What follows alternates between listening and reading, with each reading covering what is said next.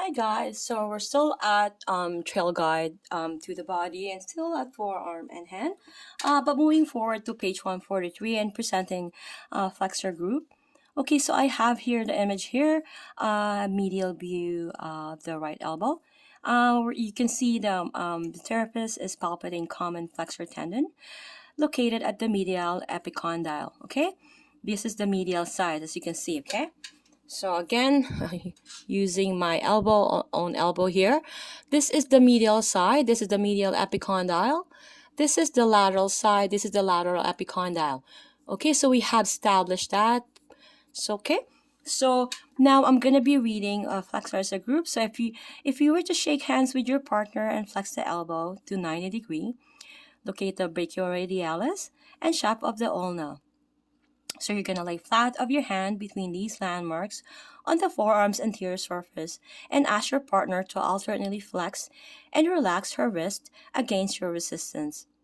You're going to explore the chubby bellies from the origin at the medial epicondyle to their distal tendons at the wrist. So you're going to ask yourself these questions to confirm. Are you between the brachioradialis and ulnar shaft? Do the muscle contract on flexion of the wrist? Okay, I'm going to be looking at this image here. Okay, so look at the flexor carpi radialis, the palmaris longus, and the flexor carpi ulnaris. Okay, you see how like the therapist put some resistance on the palmar, right? Resisted flexion at the wrist brings the flexor tendons to the surface, while pinching the fingers together often highlights the palmaris longus in this case here, right? So this is palmaris longus, right? And putting resistance on this is the flexor carpi radialis, palmaris longus, and flexor carpi ulnaris as a group. Okay, so we're gonna move ahead flexor carpi radialis and palmaris longus individually. You can see here in the anterior view of the right forearm in this image here. So you see the palmaris longus and you see the flexor carpi radialis here, okay, and the pronator teres. Okay, so when you flex your partner's elbow to 90 degrees and supinate the forearm, begin at the distal tendons, and you're going to ask your partner to flex her wrist against your resistance.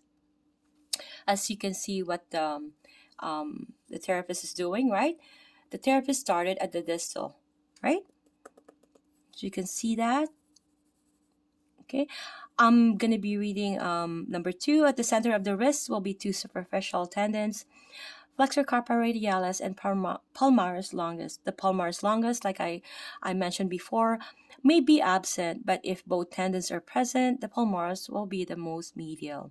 Okay, so we're going to keep that in mind. It's the most medial. Okay, and this one is the radialis. Okay, radialis, longus. I do have a palmaris longus. You have to check yours if you do have. So you're going to have to ask your partner to contract and roll across the tendons and follow them proximally as they expand into muscle bellies. So you're going to ask your partner to alternately abduct, ABD, and relax her wrists to create a distinct contraction of flexor carpi radialis. So you're going to confirm this by asking yourself some questions. If the tendons are the tendons muscle bellies superficial? If you palpate the belly of flexor carpi radialis, is it superficial and medial to the pronator teres? Is the palmaris longus medial to the flexor carpi radialis? So follow the bellies toward the elbow. Do they merge at the medial epicondyle of the humerus? Okay, looking at the view here. I'm gonna see you guys in the next video.